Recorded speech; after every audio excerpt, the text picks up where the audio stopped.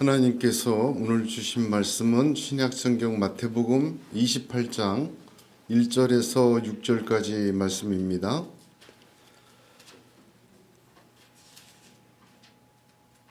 마태복음 28장 1절에서 6절 말씀, 저와 여러분이 한 절씩 교독하겠습니다.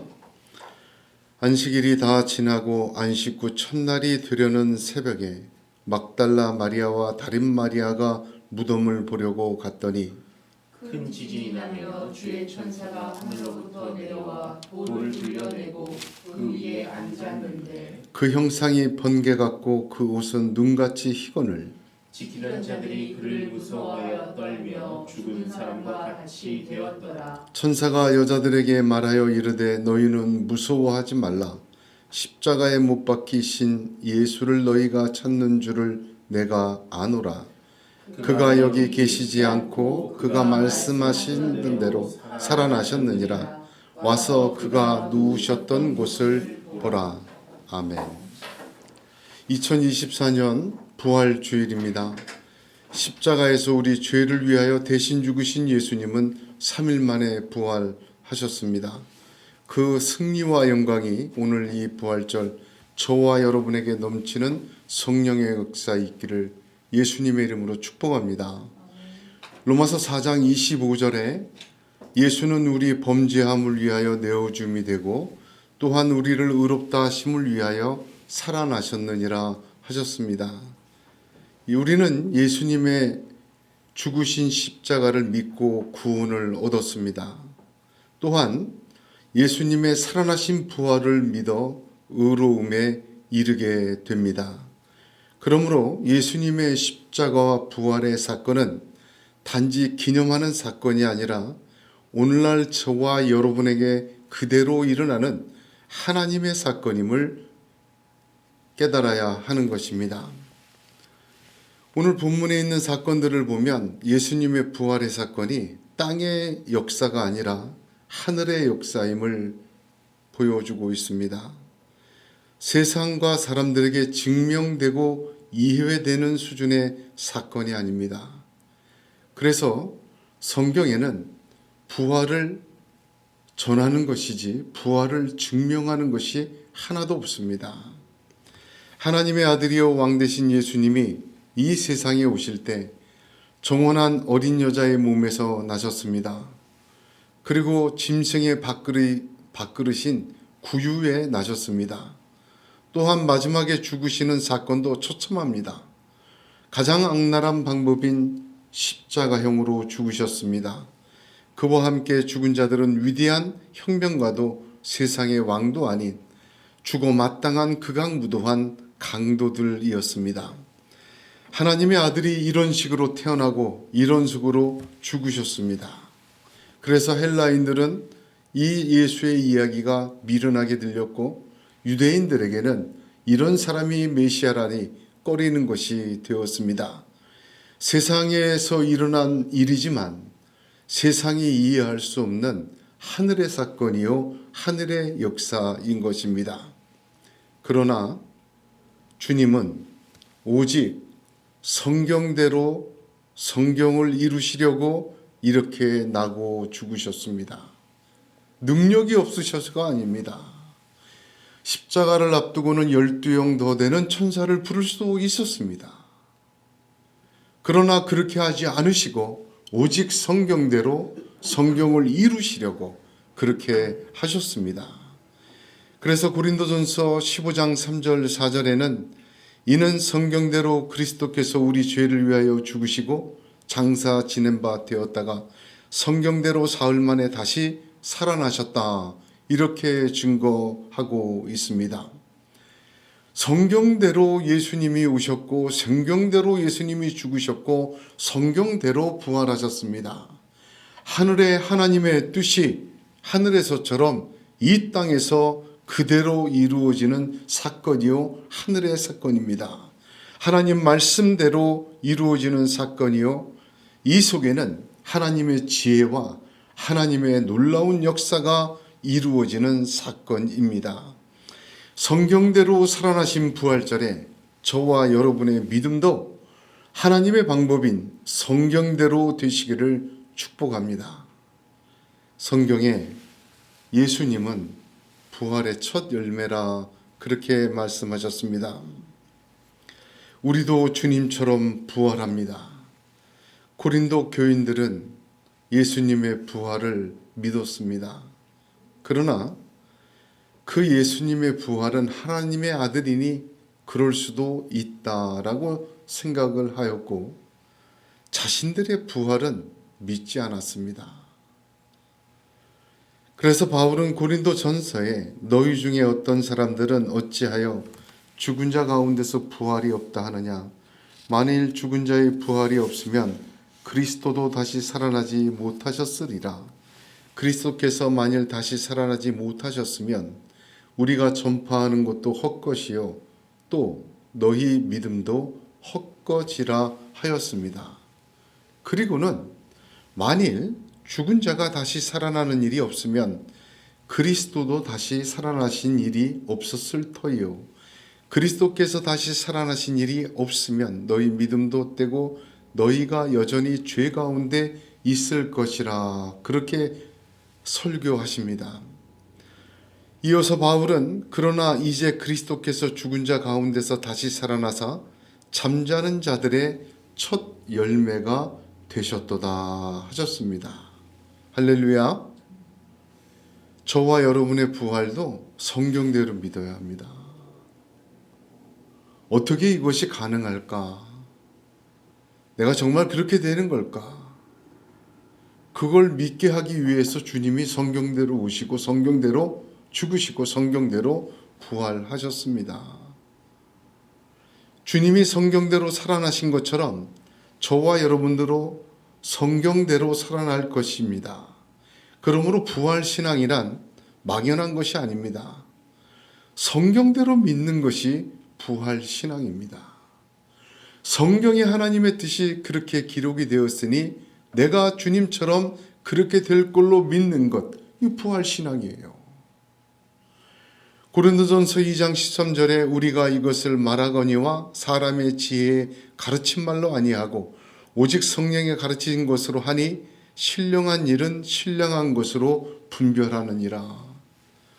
신령한 일은 십자가의 죽음과 부활과 같은 신령한 사건이에요.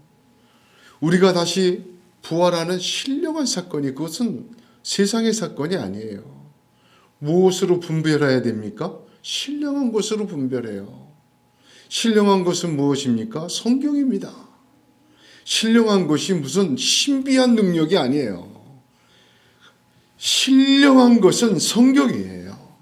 그러므로 성경대로 믿고 성경대로 예배드리고 성경대로 살고 성경대로 예수 믿다가 성경대로 그 약속한 대로 부활과 하늘의 영광 하나님의 승리 받을 줄로 믿으시기를 축복합니다. 본문은 부활 사건이 하늘로부터 온 사건임을 증언합니다. 사실 예수님의 이야기는 천사로 시작이 되었죠. 약혼한 여인 마리아에게 천사가 나타나 하나님의 뜻을 전함으로 시작이 되었어요. 그런데 주님의 오심도 천사로 하늘로부터 온 이야기요 믿음으로 시작이 되었죠. 그러나 주님의 죽으심과 부활도 또한 천사로 이루어집니다. 오늘 본문에 그것을 강조하죠. 모두 신적 사건이라는 것을 아주 강조하는 표현입니다. 큰 지진이 났다. 천사가 천사의 형상, 천사의 증언, 하늘로부터 내려온 천사들 이런 표현들이 있습니다. 이 땅의 사건이 아니라는 것입니다. 이 신령한 사건은 하늘의 사건이다. 예수님이 오실 때도 천사로 시작되고 그것을 믿는 자들에게 구원의 기쁨을 주신 것처럼 예수님이 부활하신 것도 천사로 되어지고 하늘의 사건이므로 부활의 사건도 역시 그것을 믿는 자에게 주어지는 하나님의 능력이다. 그렇게 말씀하십니다. 그렇습니다. 부활은 하늘로부터 내려온 사건입니다. 예수님의 부활이 어떻게 이루어졌는지 아무도 아는 사람이 없어요. 하나님은 그것을 우리에게 안 알려주십니다. 알려줘 봐야 소용이 없어요. 죽은 나사로가 부활했지만 다시 죽었죠. 나사로를 부활시킨 주님께서 나사로야 나오라 하고 수족을 풀어놓으라 하시고 하셨어요. 예수님의 부활을 보게 되면 예수님의 부활은 어떻게 이루어졌는지 성경에 하나님이 하나도 보여주지 않으십니다. 부활하신 후 빈 무덤과 부활하신 예수님이 40일 동안 이 땅에서 자신을 증거하신 것, 그것만 기록이 되어 있습니다.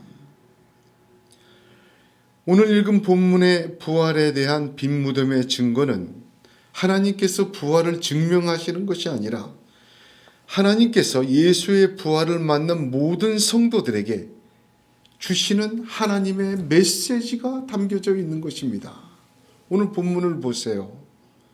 너희가 십자가에 달려 죽은 예수를 찾는 줄 아노라.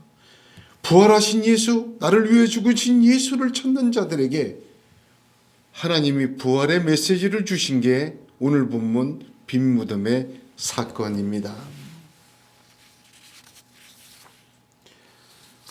오늘 빈 무덤의 이 사건에서 세 가지 하나님의 음성을 함께 듣기를 원합니다. 첫 번째는 시간에 대한 하나님의 메시지입니다. 잘 보시면 1절을 보세요.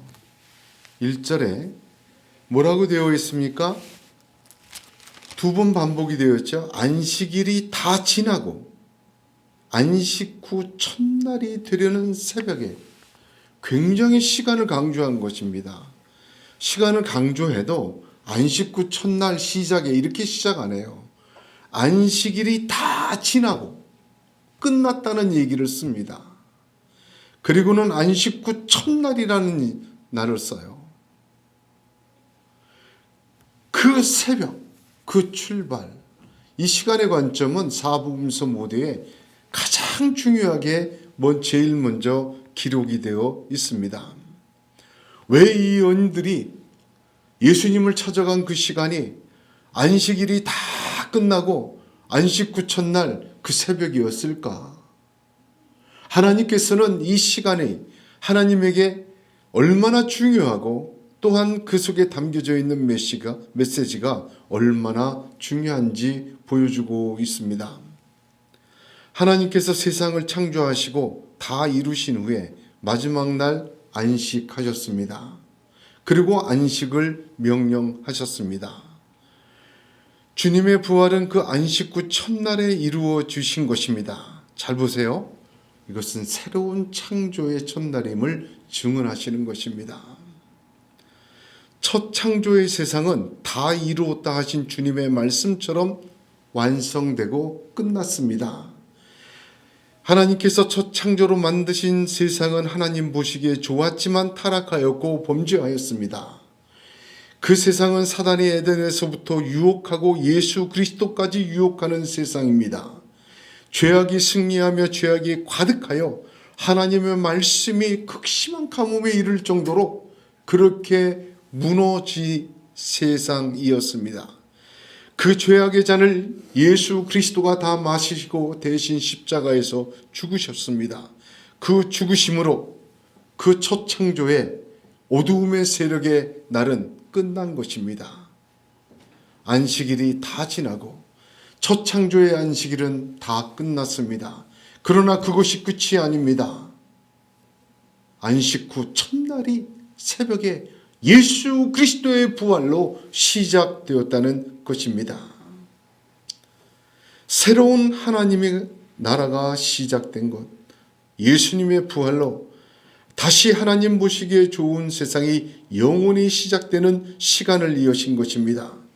죄의 죽음으로 끝난 세상이 아니라 생명의 부활로 찬란하게 시작되는 새로운 창조의 역사가 시작된 것입니다. 건축자의 버린 돌이 진모퉁이의 머릿돌이 되는 것입니다. 그러므로 부활의 첫 증거의 첫 번째는 새로운 시간이 시작되었다. 사단과 죄의 역사는 끝나고 주님과 함께하는 새로운 삶의 하나님의 시간이 시작되었다. 부활하신 예수님 이후에 예수 믿는 사람들은 바로 이 시간 속에 살고 있습니다. 마귀는 그것을 속여요. 아직도 무덤 이전에 안식일이 다 마치기 전에 삶을 살고 있다고 착각하고 거짓으로 꾸밉니다. 예수님은 옛사람의 시간을 이미 끝내셨습니다. 새로운 창조의 시간으로 주님과 함께 새 사람으로 나아가는 부활절이 되시기를 축복합니다. 두 번째 증거는 굴려진 돌을 강조하셨습니다. 예수님이 십자가에서 죽으실 때 무덤이 열렸다, 많은 사람이 살아났다, 그런 표현은 있습니다. 물론 이스라엘 사람들의 무덤은 동굴 같은데 거기다가 시신을 안치하고 그 도적질하지 못하도록 사람이 옮길 수 없는 무게의 돌로 그 무덤을 막아놓는 것, 그런 정도로 이해할 수 있습니다. 그런데 이 돌은 좀 특별합니다. 예수님께서 십자가에서 죽으시고 대제사장과 바리새인들은 죽으시는 그 안식일날 빌라도를 찾아가요. 저가 살아있을 때 난 다시 살아난다는 말을 우리가 기억한다.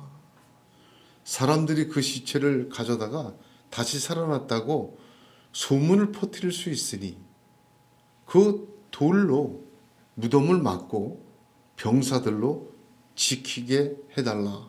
빌라도가 그것을 허락합니다. 굴려진 돌은 빌라도의 돌입니다. 로마의 권력과 힘과 그 놀라운 문명으로 막아버린 돌입니다. 굴려진 돌은 대제사장과 서기관들, 종교의 힘입니다. 회칠한 무덤과 같이 예수의 부활의 말씀까지도 기억하면서도 육신의 생각대로 자신의 유익에 따라 돌을 막은 것입니다. 육신의 생각, 자기의 유익 무섭습니다. 예수마저 나오지 못하도록 돌로 임봉시키기 때문입니다. 안식 후 첫날의 새로운 시간을 세상의 모든 힘으로 막아보려고 돌로 그 무덤을 어둠 속에 가두어 놓았습니다. 그 세상과 종교인들의 그 육신의 생각은 그렇게 해놓으면 다시는 세상에 주님의 이야기와 주님의 능력이 나타나지 않을 줄 알았습니다. 여러분, 마귀는 최선을 다합니다. 이거 기억해야 돼요. 잔인하게 모함해서 죽여놓고는 돌까지 임봉합니다. 얼마나 치열합니까? 그러나 하나님은 거기까지가 옛 세상의 시간임을 보여주십니다. 그 돌은 큰 지진과 천사들의 손으로 굴려졌고 그 돌 위에 천사들이 앉아 있습니다. 빌라도의 돌, 대제사장의 돌 위에 하나님의 천사들을 앉혀 놓으셨습니다. 그것을 지키는 자들은 죽은 자들 같이 되었습니다. 무덤에 있는 자가 죽은 것이 아니라, 다시는 못 나오는 것이 아니라, 그것을 지키는 자들이 죽은 자가 되었고 다시는 일어날 수 없는 패배를 맛보았습니다. 그들의 시간은 끝이 났습니다. 그들의 돌은 옮겨집니다. 그들의 돌은 결코 하나님의 역사를 막을 수가 없었습니다. 어두운 무덤에는 빛이 비추이고 그 속에서 새로운 시작이 이루었음을 하나님의 능력으로 선포하시고 이루어 가십니다. 빛이 있으라 하신 것처럼 그 무덤과 같은 세상에 빛을 비추어 새 창조의 역사로 이끄시는 것입니다. 할렐루야. 주님의 십자가의 은혜를 믿으며 구원받은 성도들의 삶에도 돌을 굴려 막는 것들이 있습니다. 우리의 삶과 우리의 심령과 우리의 믿음을 어두운 무덤 속에 가두어 두려고 하는 임봉의 세력들이 있는 것을 보게 됩니다. 예수를 믿고 사는 것도 이렇게 힘이 없을 줄이야. 성경대로 믿고 사는 어리석은 자여 하며 그들은 그들의 돈과 그들의 권세와 그들의 힘과 그들의 능을 증명하라고 오늘도 이렇게 치열하고 악랄하게 우리를 무덤 속에 가두어 놓습니다. 예수님과 함께 새로운 시작을 세상의 힘과 권력은 모든 방법을 동원하여 돌로 임봉하여 없애려 합니다. 사단은 유혹과 죄와 탐욕과 그물과 올무로 성도들을 무덤의 어둠 속에 집어넣고 돌로 막아 임봉을 칩니다. 여러분, 이건 당연한 겁니다. 예수님에게도 그러하였습니다. 저와 여러분의 믿음과 부활의 신앙에도 이러한 세상과 사단의 역사는 있는 것을 이상히 여기지 마시기 바랍니다. 성도는 그 돌에 막혀 무기력하게 탄식하기도 합니다. 하나님이 계시다면, 하나님이 나를 사랑하신다면, 하나님이 나를 지켜보시고 계신다면 왜 이 무덤과 같은 감옥에 돌로 임봉되어 갇혀 있나? 성경을 보면 그 탄식을 하는 사람이 그 위대한 다윗입니다. 그 위대한 모세입니다. 그 위대한 다니엘입니다. 그 위대한 하나님의 사람들이 그런 탄식을 하였습니다. 왜요? 하나님이 이것을 허락하셨기 때문에. 예수님의 그 무덤을 돌로 임봉하도록 허락하신 건 하나님이십니다. 그들은 자기들의 힘과 지혜로 했다고 생각하지만 하나님이 허락하시지 않으면 돌멩이 하나도 그 앞에 갖다 놓을 수가 없습니다. 하나님은 왜 그것을 허락하십니까?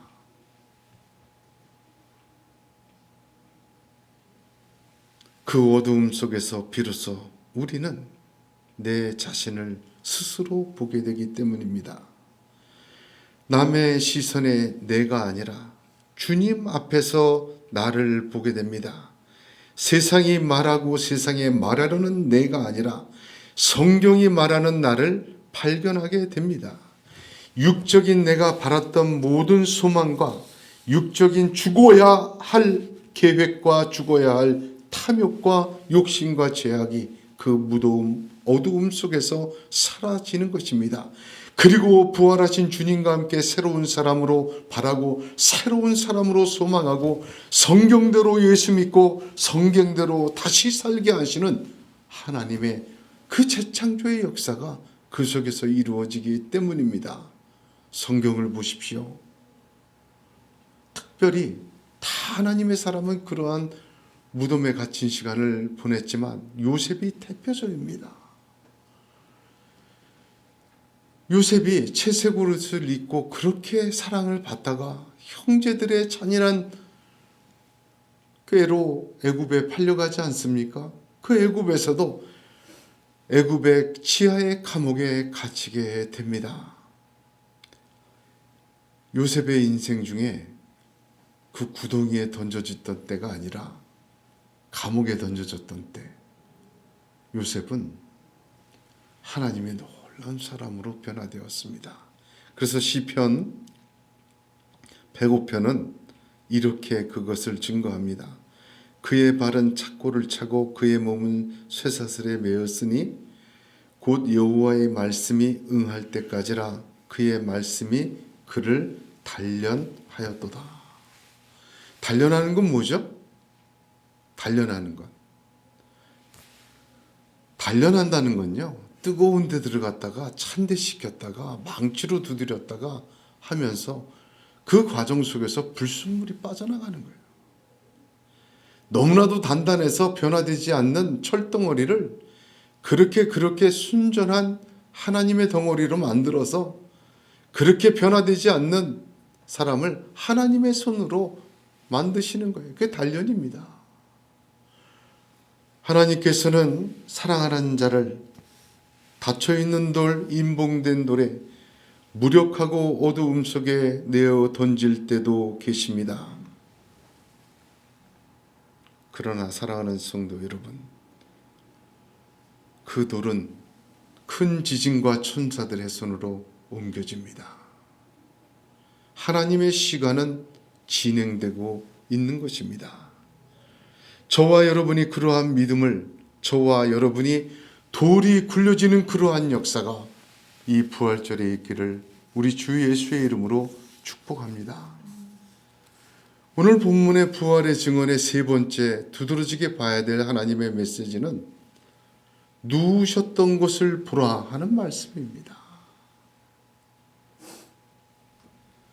오늘 본문 1절을 보면, 자세히 보면 막달라 마리아와 다른 마리아가 무덤을 보려고 갔다, 그렇게 증언합니다.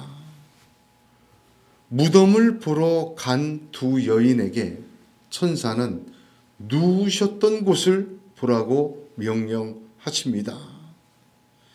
십자가에 못 박히신 예수를 너희가 찾는 줄 아노라.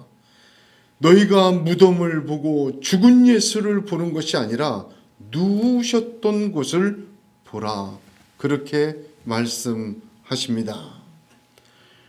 로마와 유대인들에게 살해되어 무덤에 봉인된 예수를 보러 갔습니다. 그 무덤은 모든 사람의 절망과 탄식과 포기와 낙담과 좌절과 고통과 슬픔과 비애가 가득한 무덤이었습니다. 그러나 그들에게 천사를 통하여 하나님이 보게 하신 것은 누우셨던 곳입니다. 살아나신 자리입니다. 부활의 자리입니다. 소망의 자리입니다. 말씀하신 대로 살아나셨다 합니다. 말씀대로 믿으시기를 축복합니다. 처음 구세주를 기다리던 자들이 만난 예수는 강보에 쌓여 구유에 누인 아기 예수님입니다. 누가복음 2장 12절에 너희가 가서 강보에 쌓여 구유에 누인 아기를 보리니 이것이 너희에게 표적이니라 하셨습니다. 그리고 다시 오실 예수님을 기다리는 자들이 만날 예수는 부활하신 예수님입니다. 그가 누우셨던 곳을 보는 자들입니다. 구유에 오신 예수님은 빈 무덤에 누우셨던 곳을 보여주십니다. 강보에 쌓인 예수를 만난 사람들은 이제 예수를 묶은 세목포가 벗겨진 누우셨던 곳을 보라 하시는 것입니다. 예수님은 부활하셔서 지금 저와 여러분과 함께 하십니다. 그 주님과 함께 주님이 누워 있는 곳을 보지 말고 누웠던 자리를 보는 믿음의 눈이 열리기를 축복합니다. 누웠던 자리를 보여주신 하나님은 우리의 누워있는 자리도 누웠던 자리로 만드시는 하나님이십니다. 할렐루야. 절망으로, 고통으로, 불안함으로, 의심으로, 질병으로 누운 자리를 하나님은 누웠던 자리로 만드시는 하나님이십니다. 심지어는 죽음까지도 끊을 수 없는 사랑으로 우리를 영생의 삶으로 죽음으로 모든 것이 갇혀있는 그 자리를 누웠던 자리로 주님처럼 저와 여러분의 자리도 바꾸어 주시는 하나님이십니다. 이 부활절에 저와 여러분의 누운 자리가 주님과 함께 누웠던 자리가 되는 하나님의 역사가 있기를 예수님의 이름으로 축복합니다. 예레미야 애가 3장 19절에서 25절에 내 고초와 재난 곧 쑥과 담즙을 기억하소서. 내 마음이 그것을 기억하고 내가 낙심이 되오나 이것을 내가 내 마음에 담아 두었더니 그것이 오히려 나의 소망이 되었사오문 여호와의 인자와 긍휼이 무궁하심으로 우리가 진멸되지 아니함이니이다. 이것들이 아침마다 새로우니 주의 성실하심이 크시도소이다. 내 심령에 이르기를 여호와는 나의 기업이시니 그러므로 내가 그를 바라리라 하도다. 기다리는 자들에게나 구하는 영혼들에게 여호와는 선하시도다. 할렐루야. 하나님은 또한 에스겔 선지자를 통하여 이렇게 말씀하셨습니다. 에스겔서 37장 12절과 13절에 그러므로 너는 대언하여 그들에게 이르기를 주 여호와의 말씀에 내 백성들아 내가 너희 무덤을 열고 너희로 거기서 나오게 하고 이스라엘 땅으로 들어가게 하리라. 내 백성들아 내가 너희 무덤을 열고 너희로 거기서 나오게 한즉 너희가 나를 여호와인 줄 알리라 하셨습니다. 이 예언의 말씀, 계시의 말씀이 이 부활절 아침에 저와 여러분에게 주시는 하나님의 음성과 능력 되기를 간절히 소원합니다. 하나님은 예수를 부활시키셨습니다. 하나님은 우리의 무덤도 열으십니다. 그 돌은 치워지고 어두움은 빛으로 비추어 물러가게 하십니다. 우리를 묶어놓은 세마포 역시 벗겨지고 두려움이 기쁨으로 변하게 만드십니다. 누워있는 자리가 누웠던 자리로 만드시는 하나님이시요 그것을 보게 하시는 하나님이십니다. 하나님은 부활하신 주님과 함께 그 새로운 창조의 시간을 저와 여러분의 인생에도 지금 이 순간 성경대로 믿는 그 믿음 위에 그대로 성경대로 역사할 줄로 믿습니다. 그 부활하신 주님과 함께 부활의 믿음, 성경대로 믿는 믿음, 의심치 않고 믿음의 경주를 하는 믿음, 그 부활의 아침 되시기를 우리 주 예수 그리스도의 이름으로 축복합니다. 기도하겠습니다.